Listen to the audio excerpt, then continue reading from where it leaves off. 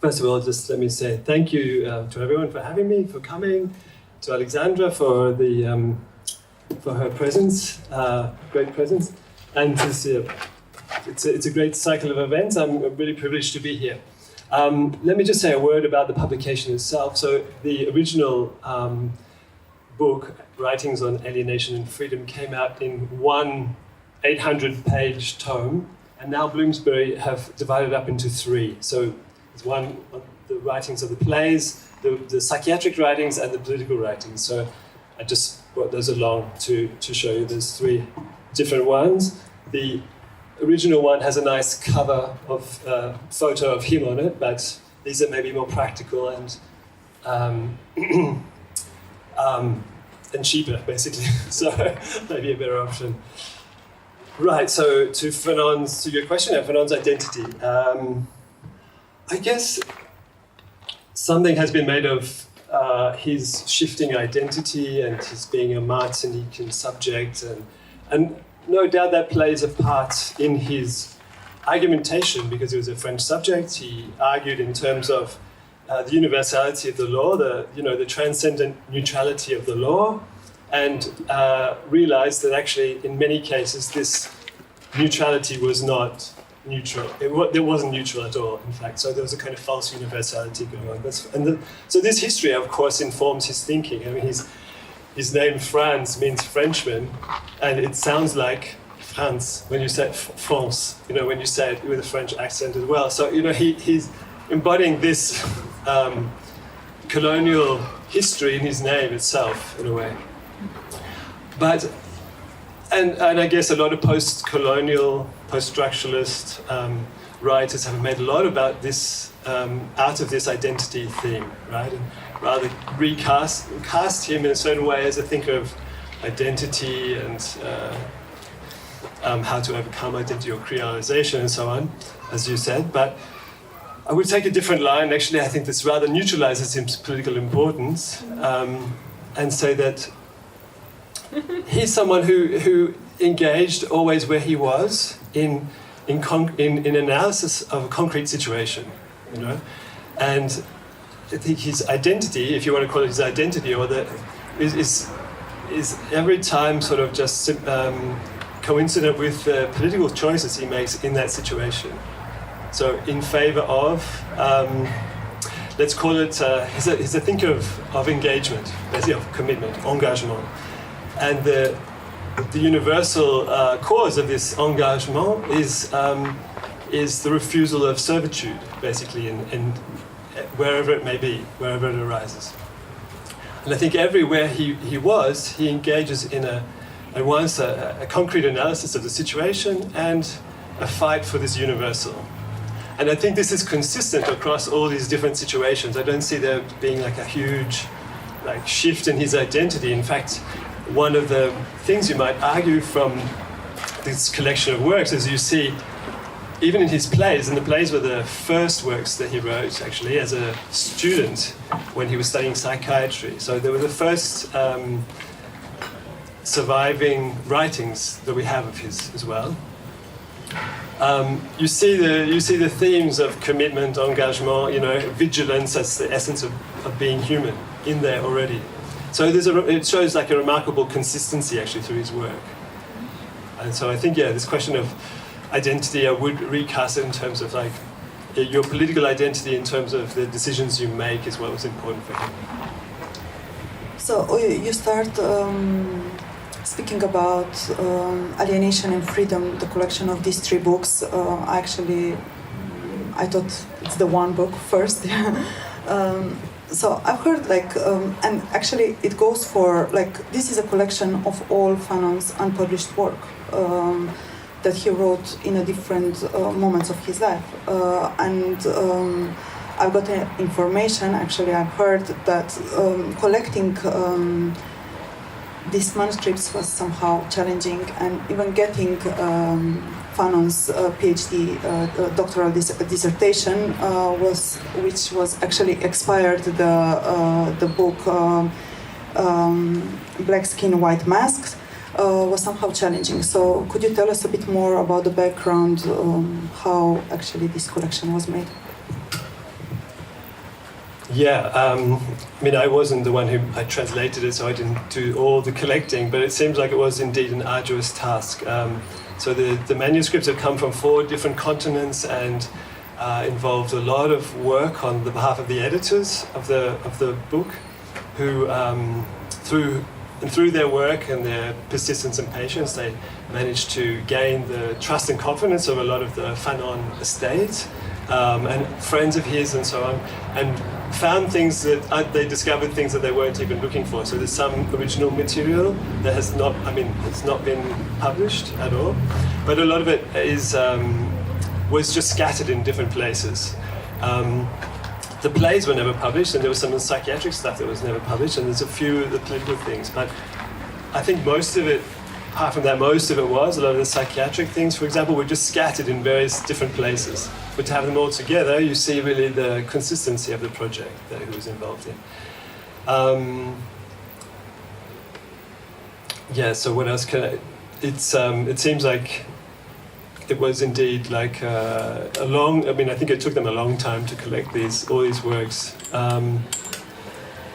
There were apparently 3 plays that he wrote, and one has been lost. And one of the acts in one of these is also not there. So if anybody feels like, maybe writing the 4th scene of one of the plays, it might be a good project.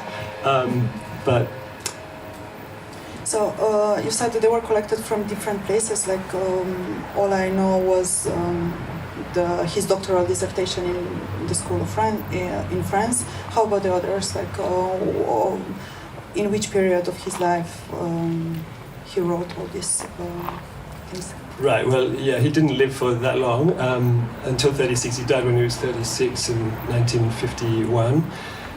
The plays were the first one, so he wrote those when he was, I think, about 25 and 49, 24. So the first one was finished in 49, and he started the second one already in 49. And then his doctoral dissertation and Black Skin, White Mask were the next publications. So they were all written in France, more or less, but there was stuff in Martinique, there was a lot of stuff in Algeria.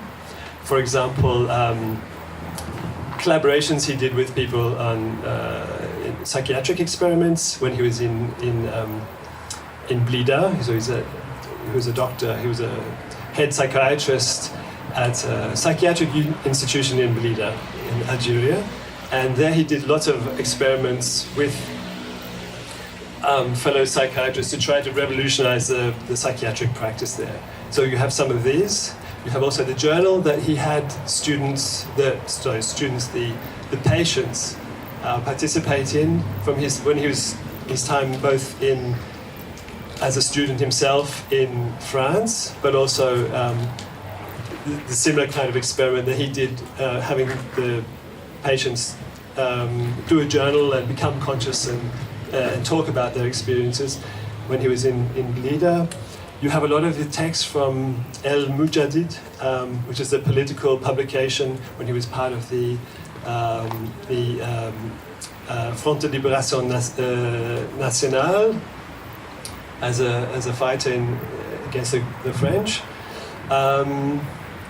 What else? Yeah, you've got lots of different diverse stuff there actually. Also a series of letters. So the publication itself, the psychiatric writings, were originally a projected endeavor of François Maspero, who was his French publisher for Black Skin, White Mask, Wretched of the Earth, and the other 2 books that were published in his lifetime. But the project never came about. This is in some sense, a realization of them, but not in exactly the same form. So some of the letters that were sent or exchanged between he and François Maspero, but also the Italian publisher Giovanni Pirelli are in there as well. There's a lot more details in there, and the editors themselves go into a lot of these details also. You have already you mentioned Fanon's plays already twice, and I believe we should open the discussion about book in detail, starting with the plays. And what I always find fascinating about Fanon is like he has some type of poetic narrative, even when he speaks about very serious political things, right? And as we know, he was a student from Césaire, right, back in Martinique. And could you tell us a bit more about his plays? Because honestly, I never knew, like earlier, that Fanon was also. I didn't think of Fanon as a writer. So could you maybe somehow draw better, like some wider background to this role of his life? Yeah, the plays are interesting works, very surrealistic. This is kind of style they're written in. So there's something of the surrealist style of Aimé Césaire, as you point out. There's clear in debt to Sartre and to Paul Claudel in them. So, and yeah, as I said, but what distinguishes them, I think, from both of those two people is this poetics, this surrealist poetics of Aimé Césaire. At the same time, he's different from Aimé Césaire because he doesn't have the sort of themes of negritude and so on. There were political preoccupations of Césaire, so you see already in the plays there's some kind of rejection of this theme of negritude. Yes, and one of them is, and I think again, as I was saying, that they emblematize his thoughts about engagement, basically. They're not so much a development of characters as a kind of play of ideas. They're very heavily dense works. It's kind of like the unfolding of an idea rather than the interplay of characters and the development of a plot. So it's kind of quite dense and a little bit hermetic. But it's also, you see, some kind of, the first one is about love. It's called The Drowning Eye, L'œil se noir. And in this, it's tightly concentrated around three figures, two brothers, one of whom is very morose, one whom is kind of passively resistant. This morose one, that he wants to revolutionize the world, and he's in love with a woman who, I forgot her name. Anyway, so he's in love with, one of the brothers is in love with her and wants to take her away from Francois. Francois is the morose one who wants to revolutionize the world, and he's always challenging her. Why do you love me? Why do you love me? So it's a bit, and he wants not to be loved for any bourgeois reasons or reasons of convention, and he's very cerebral in his process of questioning, and she's very sensual, and it's all about a more kind of bourgeois conception of love. So you see already there's this emphasis on making this decision in the present, not based on convention, tradition, received patterns of behavior. And the second one is a tragedy in 4 acts, which is very Greek, and it's called Les Mains Parallèles, Parallel Hands, and it's the main character is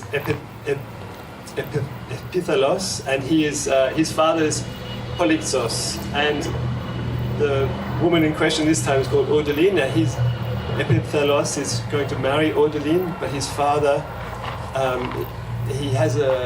he also has this revolutionary tendency. He wants to, basically on the day of their wedding, instead of marrying her and doing going through the traditional process, he kills his father, right? So there's this kind of Oedipal struggle bound up in it, and he kills his father, and thereby, but he also dies. So it's a kind of martyrdom which sets into play then another period of human history, right? So you see, this is very apocalyptic kind of plays.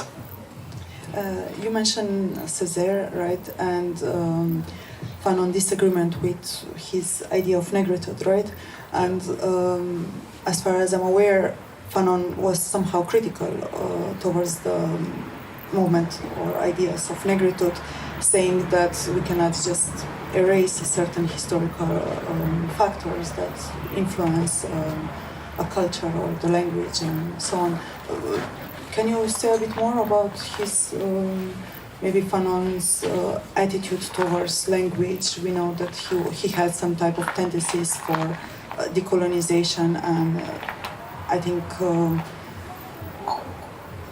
that like it somehow catches the whole dilemma of the language and within African literature, but it also somehow interact with the idea of negritude, like that things cannot be as indigenous as decolonial tendencies show. Black Skin, White Mask is a book about the lived experience of blackness, right? And in this, he's keen to show that, in fact, this thing, blackness, does not exist. Whiteness does not exist either. The black is trapped in blackness, the white in whiteness. And the whole point is to overcome this through some acts of love, in a way, love and generosity and creativity, to get over these categories. So, and within the context of this book, because he's analyzing the way in which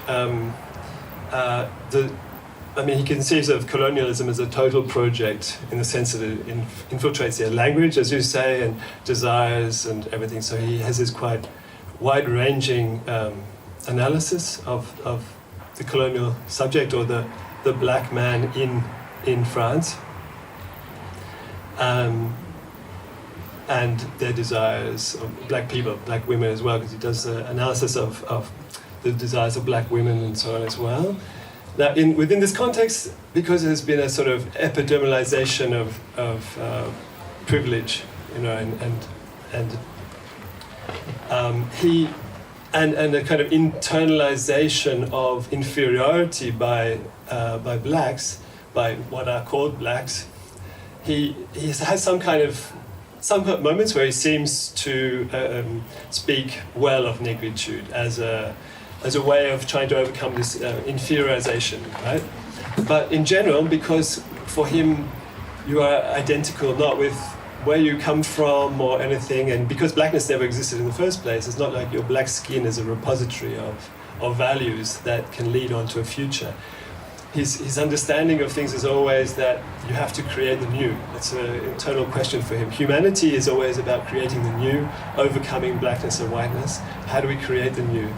And it cannot come from something which is a product of colonial history itself, right? So negritude for him was never a political option.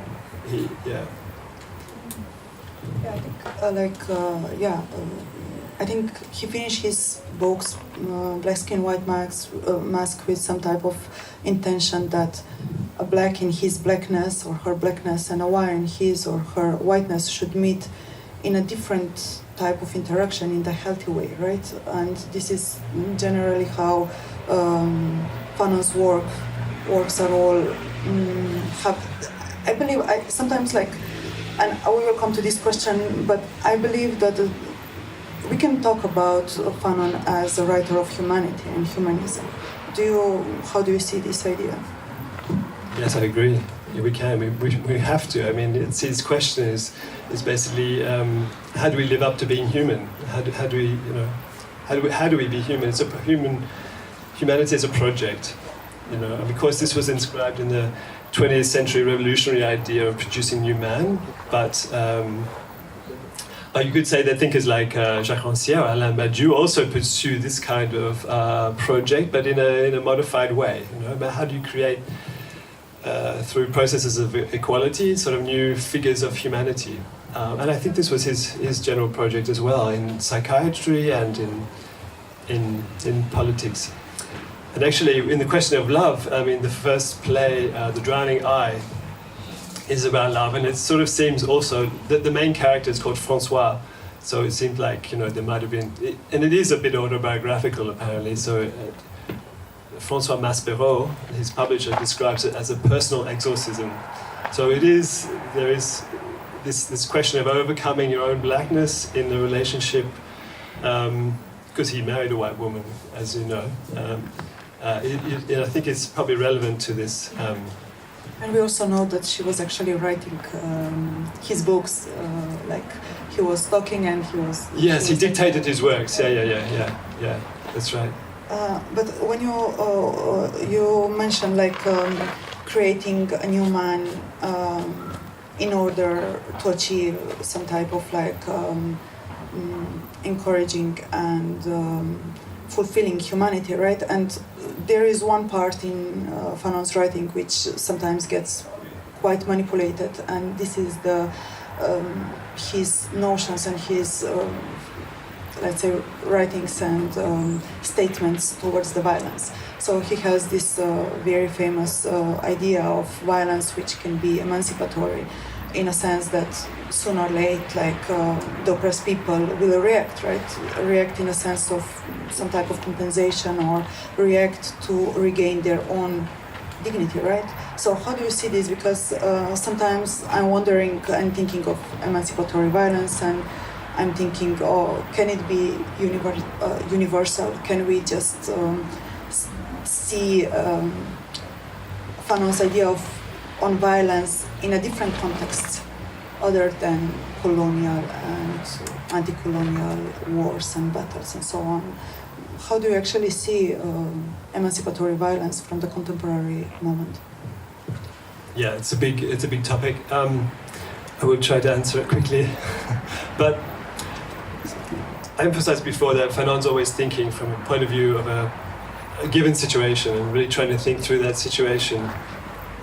In the colonial context, of course, he understands that there's just a relation of violence between the settlers and the colonized. The colonizers and the colonizers. It's the basic thing that holds them together is this everyday violence.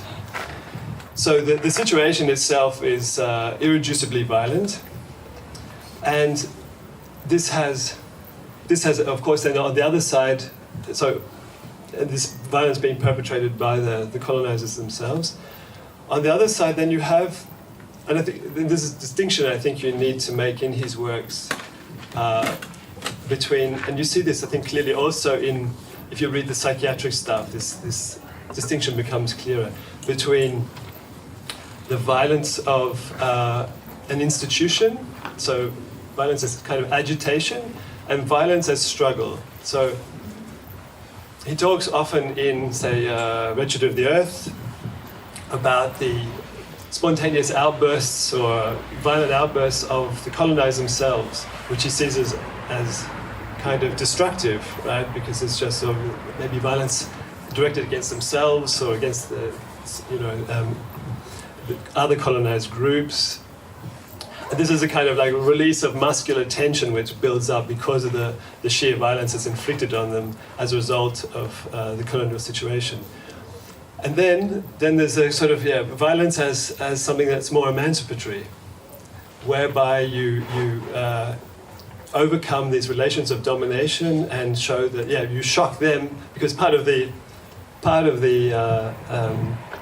fantasy of the colonizers was the inferiority of the colonized, right? And very showing that you're capable of politics and political resistance and violence was a kind of shock, both to them and to the colonized themselves.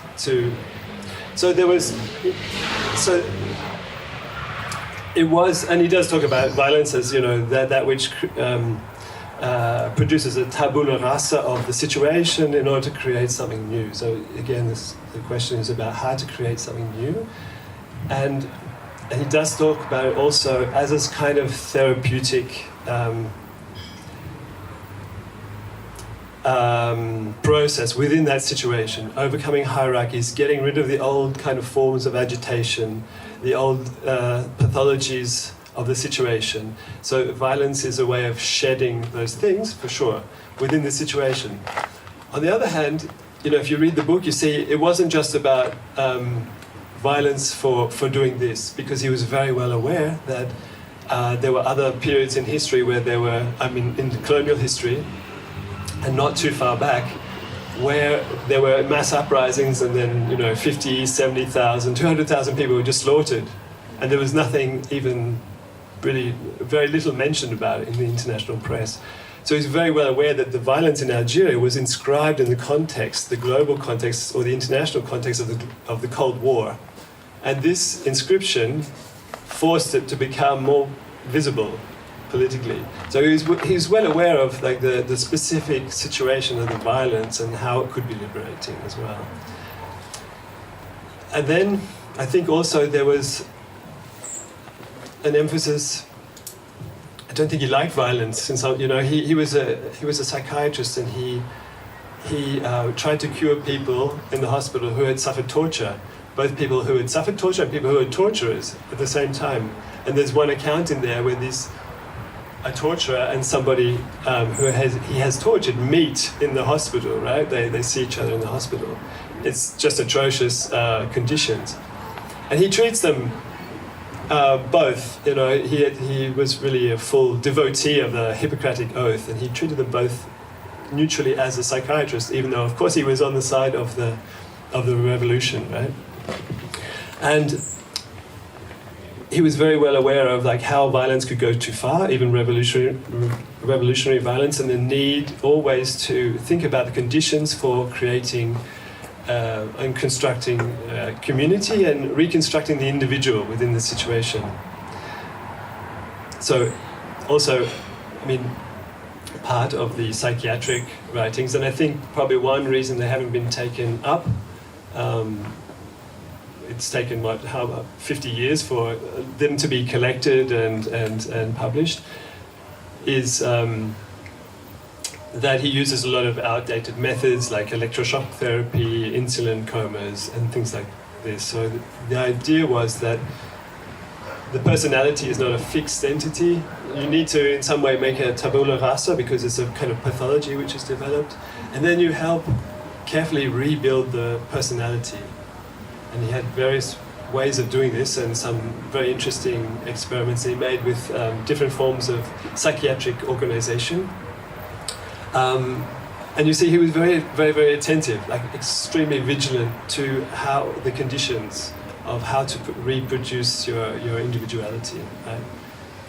On both levels. So I think, and now to get to your question about today, I mean, this is... revolutionary violence today. I don't think it's not the same project today that we have. I mean, this taking over the state to get rid of the state we don't have this revolutionary project anymore. And I can't see you can adopt Fanon straight on. But it's clear that there are issues like the increasing privatization of public space, for example, in the form of French law is good for the French, and then there's obviously, but what does it mean to be French? You only know what it means to be French or Australian or German or Slovene by the way in which you persecute other people, right? So you're always creating people who you persecute, and the number of laws which have been developed Europe-wide actually to keep people out, to discriminate against people, to create a sort of ongoing apartheid situation between, by apartheid I mean creating different zones of development. So Africa is one zone of development and Europe is the other, So this kind of creation of apartheid situations, of different residency laws for people who come from elsewhere. I mean, there are so many situations which call for some kind of, let's say, civil disobedience, an overcoming of those fixed identity categories that the state keeps throwing up. Emboldened by the right wing, of course, as well. So, and the states, Europe-wide, are not directly confronting the rise of the right and using the same categories that they're using, often. So, I think there is an emphasis to there is something that Fanon brings us today to think about, these situations in their complex reality, and how we resist them. What forms of violence though you need is it's a different situation, so you need to bring some different solutions to the table. And I think that's where Fanon is so interesting, because he did always look at the specificity of the situation. He never just took things over from or inherited them. We need to think more agilely to really develop some better solutions for these kinds of problems. Sometimes I wonder how successful his liberating violence actually was, because I don't think it actually created some type of tabula rasa situation, because as Fanon writes in The Wretch of the Earth, like he introduced national bourgeoisie, which actually took over the role of the former colonizers, right? And he somehow shows that situation continues, right? And that, as he says, like sometimes the black is more white than a white person in a sense of ideology, in the sense of embedding the type of the rule and oppressing the majority. So he was very critical over the black people, I mean the Africans, in a sense of those national bourgeoisie who took over the regimes after the official declaration of independence were proclaimed. But today, I don't know how his project was actually, how successful actually was, in a sense. Where are we now, knowing how neocolonialism works and how actually globalization has a huge impact on Africa particularly? Yeah, he was very critical of the bourgeoisie that was coming into power, because, of course, there was a Cold War situation, so the bourgeoisie and the uprising bourgeoisie within the post-colonial states were effective target for capitalist countries. That's true, and by the same token, he saw that the proletariat had a relation with them in the colonial situation. They had a sort of privileged relation with them, which is also why he saw the proletariat within the colonial situation as having a potentially more revolutionary role. And I think what I really like about The Wretched of the Earth and towards the African Revolution is that he really emphasizes the necessity to have trust in your fellow human, because for him, the Marxist model, I guess, just directly applied to the colonial situation, lacked trust. There was the very idea that the peasants were due to fade from existence anyway, and they were inherently suspicious as a revolutionary class, right? And his analyses show, in fact, that you just have to have a greater level, not only of trust, of course, you need to analyze the situation, but you need to find elements within the situation which elements of tradition which are transformative. And this gets back to your statement about tabula rasa. In fact, there's an interesting dialectic in Fanon between revolutionary project of creating the new and a sort of adherence to the people that he was fighting for, like Algeria, Algerians, traditional and Islam, and what's the relationship to their ritual practices and so on, right? And so he has some great analyses of this. I think where it's not just like we have to get rid of these things, like let's just cut with the past, and anybody who wears X article of clothing has to be denounced for this or considered a victim of oppression or something. There's always this very fine analysis of the way in which the colonial situation has transformed all these traditional practices, and the way in which some of them can actually be used in a progressive, revolutionary way. Right? So it was never totally tabula rasa. There were always kind of points of tension in his work around these themes.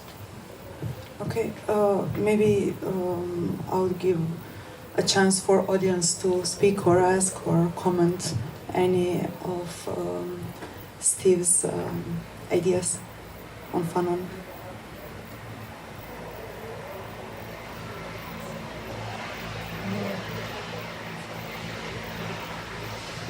Nobody? Okay. Okay, then I will maybe we can touch the role of Fanon as psychiatrist, right? And we know that the Wretch of the Earth like deals with it like just in the end of the book in I think one chapter. It's not so somehow elaborated, but the black mask and black skin, white masks. We can read more elaborately about it, right?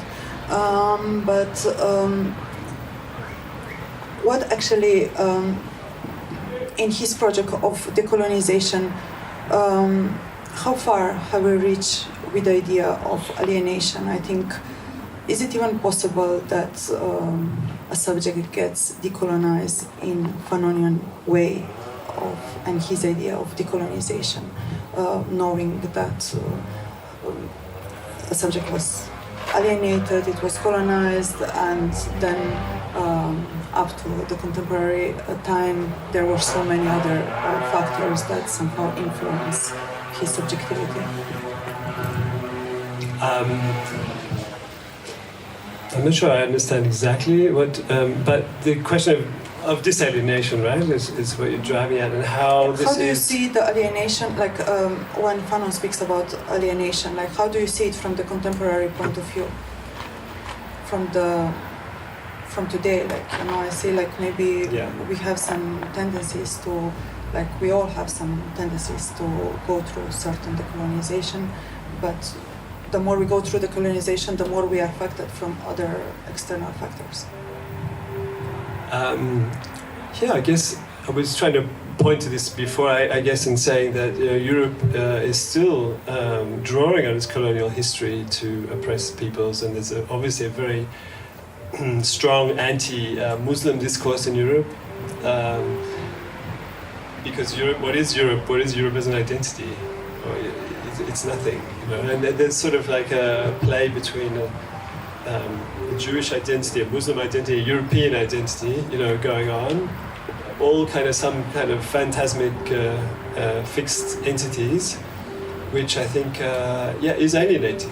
I mean, and you need to overcome those. So I think there is in Fanonian terms, I think there's still a project of disalienation to adhere to and to push forward. But what other, does that answer your question a little bit? Or? No, not really, actually. Maybe I didn't express myself well, but I thought like, okay, like there is a project for decolonization, and Fanon, as we know, he deals with this psychopathology of colonized people, and there is a tendency for overcoming colonial mentality and so on. But what I'm saying, I'm trying to emphasize is that in the process of self-decolonization, right, is also something that like we always get influences from the other, like from globalization, from maybe some type of native colonialist ideas and so on. So sometimes I get confused, okay, so what people should get decolonized, we know what they should get colonized from, but we don't know what they should become, like what is this clean identity of being decolonized? What does it actually mean? Yeah, you can't know. I mean, he didn't elaborate on this. There's no content to even his idea of new man or humanity. It's always something that's created. I mean, he does sketch scenes. He sketches scenes in his books where he thinks there's been some process of humanity going on. So it wasn't just a question of belief or hope. I mean, he actually, it's like this. He thinks there is a past which has moments of human coming together. You know, let's call it that. Something which overcomes fixed identities. But he grew up as a colonial subject, as we discussed before, and he saw that actually, the France that pretended to stand for these things is actually also fully racist. So this past itself is a question you have to pose in the present. How do we reinvent that past in the present? Is it possible? Anyway, this is a question of one's commitment. And I guess we have to ask ourselves this question today. You know, you cannot know exactly what the outcome is going to be. You have to draw on the resources in the situation. Of course, each situation is going to be different. It's got different cultural heritage, different points of transformation, different problems.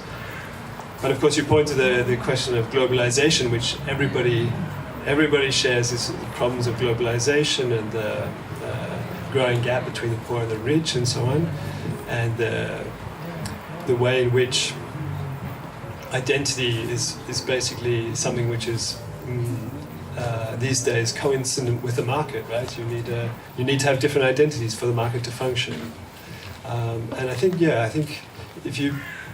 in a Fanonian way, you could pursue this line and say, well, you need to be critical of this kind of identity politics today, and build something new. But exactly what's going to come is what we're all working on in a way, right? So this is, I mean, we cannot ask Fanon for this, I think. I hope that answers your question more. Yeah. Sure. I was thinking to ask you one more question, and we know about Fanon and his early age in Martinique, and then we know about his life in France and his activism in Algeria. But the book you translated actually talks about, in one chapter he also talks about West Indies, Caribbean, right? And I actually wonder what was his statement towards the Caribbean political situation at that time, because I don't think he mentioned much about this in these two translated books instead, right? Yeah, I think that's true. I'm not sure I know exactly. To be honest, he doesn't seem to have come out in favor of independence for Martinique. I don't think so. I'm not sure, but I don't think he did. Because Martinique is actually officially still territory of France, right? Right. So it's one of somehow the Départements interesting d'Outre-mer, that exactly. he's such a decolonial activist, and in the end, like, I don't know, I didn't come across any information that he stands for independence of Martinique, or I don't know. Yes, and I'm not sure that there's a really good concrete analysis that he has. He does look at Martinique, as far as I know, in terms of the slave trade and the formation of colonized subjects in Martinique, and the way a lot of the Martinicans distinguish themselves from Africans and so on. And he looks at this interplay of different shades of black, obviously as different forms of alienation. But yeah, in terms of the political question of independence, I'm not sure that he really... I'm not sure what his position would have been, actually, or if he actually said something concrete on that. So maybe that... Okay, is there any question from the audience, maybe? I would like to ask about this term alienation. Could you please explain a little more about what it means? Sure, yeah. For Fanon, alienation is, so there's Marxist alienation, I guess. You could talk about Marxist alienation and look at the proletariat as a class that has been dispossessed of its product of labor and is forced to sell itself as labor on the market, and they're in some sense alienated from their being. That this is a kind of Marxist analysis, very brief, and Fanon would say, okay, this is maybe true, but there's another form of alienation, it's kind of identity alienation, in particular racism, which is irreducible to this form of economic alienation. It's you're alienated as a colonial subject, you're alienated in your own country, there's a kind of native alienation, a kind of forcing of a certain understanding of your identity, of one's identity on one, and this kind of, at the European level, like this product of whiteness, and the white man's burden, and the black man, and all these kind of stories and narratives which function around this dualism, which obviously produce situations of violence as well, but this kind of being locked in these situations of racial prejudice is alienating, because in the example that he gives in Black Skin, White Mask is probably the best one, where in chapter 5, where he talks about the lived experience of the black man. This is the title of the chapter. And he recounts a little scene where there's a black person, a black man, who's walking through the streets of Paris, and a little boy says, "Look, maman, look, a black man, you know, a negro." I think a nègre, I think it's, yeah, a nègre. And he looks at this and he analyzes this, not this saying of nègre, not as just a descriptive term to which racism is added onto, but in fact as a racial slur in and of itself, right? And so this is, I mean, I think the first time that this kind of analysis has been given of the colonial situation, the way that racism functions, and reduces somebody to the color of their epidermis, in a way which then alienates you from yourself as a subject who is able to take decisions and engage in political projects, in love or whatever it happens to be, independently of the color of your skin. So this is a kind of what he means, being reduced to an object, kind of all kinds of objectification of subjects, basically, is, you know, but in the specific context of colonial racism. That's what he means. Does that? Essentially, it would be similar, not the same, but similar to what Edward Said calls the Western gaze in Orientalism, being seen through, being alienated via being only seen through someone else's perception. Is that what it is? Yeah, sure. Yeah. And I think it's very important. I think it's very important that we also mention how the French colonial project with assimilation politics actually work, because I think this is very important in understanding alienation, in a sense that the French culture was, and specifically the language, was somehow forced into colonized subject, and this is a very, I think this is one of my favorite part of Black Skin, White Mask, how a person gets alienated to the language. So could you speak a bit more about assimilation in regard of Fanon? I mean, like you already mentioned some, like... Yeah, I'm not sure.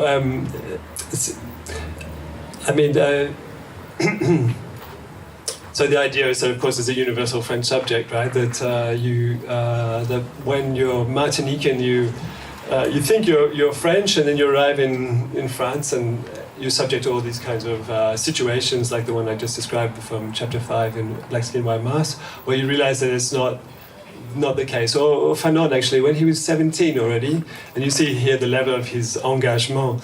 He was 17, and he took great risks and he was not legally supposed to do it, because you were only supposed to join the Free French Forces when you're 18. And so he absconded on a ship to join the Free French Forces to fight against the Nazi enemy. And and this was also a question of solidarity. So is there solidarity? Is this question? But he encountered, of course, the racism of the French troops stationed in Martinique already beforehand. And then when he was on tour, the misery of the colonized. Right. So he saw that there was a lot of problems with this so-called values of the French Republic. Right. That the assimilation project was about imposing a model of identity, basically, that there's no such thing as neutrality of the law in the way it actually functions, and it's sort of the question of false universality, right? And I think the good case from the history is actually how Senegalese soldiers enter French army, and such cases, like there were many cases like this, like because Senegal was part of France at that time, right? Like they were recruited in the First World War, but once they arrived to Europe, they faced a lot of racism, and they got somehow their destiny was not very.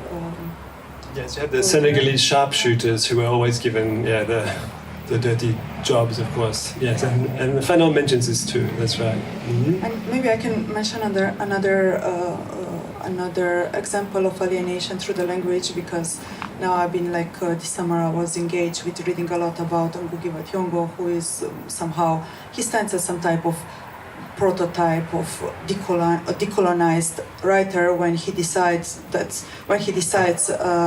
he will not write in any colonial language except his native Gikuyu in Kenya. And like his argumentation is very very fascinating, because he says like, when I was a kid and we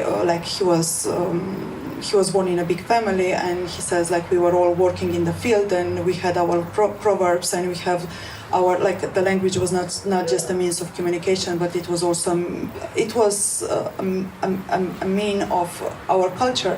But the moment he entered the school, and Kenya was at that time also under the British Empire, we can say, right?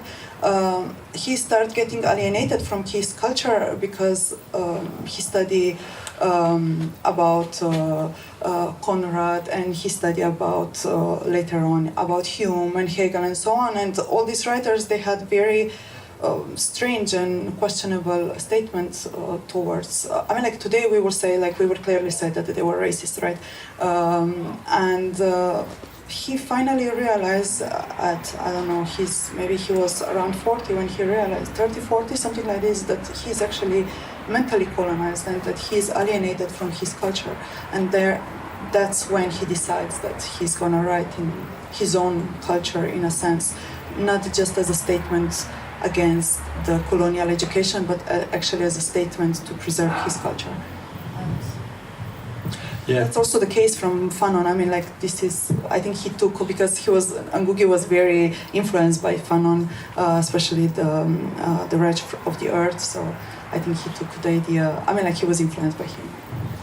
Yeah, and I think this idea of trying to overcome identity, I mean, in the end of Black Skin, White Mask, he ends it with this kind of plea, you know, my body, always make of me a man who questions, who asks questions.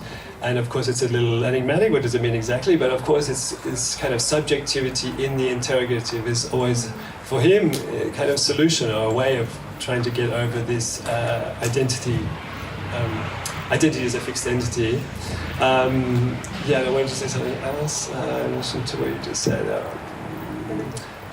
Language, right, and actually on the positive side of it, like if you flip it around, why does he use this heavily surrealistic language? It's because he thinks that this kind of, you know, he juxtaposes like violently different realities together, and for him it's a way, I mean, it's in keeping with the tradition of Aimé Césaire, actually, it's César's intuition to juxtapose very different realities as a way of creating a shock and a new language, precisely to overcome this sort of, internalization of the codes of colonialism that you've received in your French education, right? So that's right. That's why, and he often has these very poetic lines, which, just designed to sort of like jolt you or affect you viscerally. You know? And it's also a beautiful thing about his writing, I think.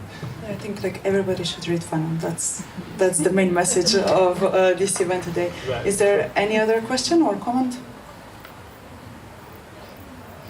By the way, the guy who had a question, he and I'm not sure, 3 or 4 other actors. He's an actor actually, and they made a play, actually a performance based on black skin, white mask, and it was. I think it's gonna. Se bo zdaj septembra bo, ne? Zdaj bo še neke ponovitve. Yeah, and like. It was actually they changed a bit, like they put the identity question in a sense, like what does being of different color, of different race means in Slovenia. So they took some elements from Fanon and they really made it very beautifully. Sounds fabulous. A lahko še ti mogoče kaj poveš, kako je sploh prišlo do tega navdiha in Fanona? Yeah, okay, I could just briefly say about it. It's a performance, it's based on ideas of Fanon, but also very subjective. That means based on our own personal stories, because it's me and 4 others who are also coming from mixed marriages. That means our fathers are all from Africa and mothers from Slovenia. The main question was where do we belong, you know?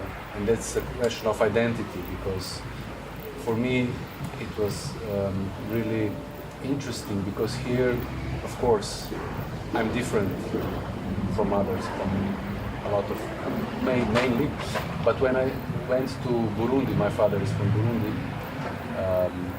they also saw me as different. So that was from my early age, like, and all the others who are performing there, that was our main question, and then we made the performance. So it's also a little bit of movement, but the idea is, what is the true identity of a human? And we end the performance with this that you mentioned, that Fanon is talking about, that I came here just to, you know, do the ordinary stuff, to live among others, and I just want to be a human being. I don't know how it's in English, but so. Well, thanks. It's good enough. Yeah. It's in Slovenian, I guess, right? Microphone, well, yeah. And it's in Slovenian, or? Yes. Yeah, you're right. So maybe, is there any other comment, or we can slowly finish the conversation and engage in more informal way of talking? So maybe just the final question. And I was thinking today, like, Fanon he's so ambitious, and I'm rereading these 2 books over and over again, and I'm always thinking, like, did our world actually become better since Fanon? Because, like, as we know, this year it passed like 60 years since his death, and also in the 60s and 50s, 60s, like, there were big changes in the world in the sense of official declaration of decolonization, right, and independence and so on. And I was really wondering, like, did our world get any better, or what is your opinion in regard of Fanon's humanity? The word better is difficult to answer exactly, but I think for Fanon the question of disalienation was always something that was inscribed within a concrete historical and political process, which we have touched on a bit today. You know, so this process for him was a decolonization at the level of state and level of culture as well, because he saw racism or culture as basically the basic conveyor of racism. He delinked it. I mean, in white skin, black skin, white mass, racism seems more connected to the interpersonal, you know, but he sort of delinks it from that. And already in Racism and Culture, an essay he wrote later, he sees the whole formation of culture, basically European culture, as being more or less infused with codes of racism. So the question is, how to undo that. But what was sorry? What was the oh, it did get better. Yeah. So this hasn't gone. This part hasn't gone, and the other thing is that we don't have this political process anymore today. This universalist political projects are not there. So how do we inscribe our becoming as humans in some political process? What's the political process? And maybe it's. Yeah, so we need to find something. So it's hard to answer this question. There's no real scale, right, on which I can answer whether it's better or not. Of course, it seems better in some respects and a lot worse in others. But racism, the conditions of racism are still fully there, and they're thriving, unfortunately. And that's obviously, you know, in Europe you see this very, very, you know, it's just getting worse the whole time. I mean, I live in Berlin, and the AfD, which is the right-wing, extreme right-wing, xenophobic party there, are getting stronger and stronger all the time. So, the racism is still fully well and alive, and yet there's no real viable alternative on the left yet. So we need to find some way of building a political process in which to inscribe a new education system, a new political process, and so on. Okay, thank you so much, Steve. I also believe that we are yet to acknowledge all forms of racism, and the contemporary time is actually perfect to realize how the colonial past worked and what type of consequences it left. So thank you so much. And Steve imel v petek v ZRC v Atriju ZRC predavanje o Fanonovi etiki delovanja, tako da ste zelo vljudno vabljeni tudi tam. Zdaj vas pa seveda povabim na neformalno druženje. Najlepša hvala.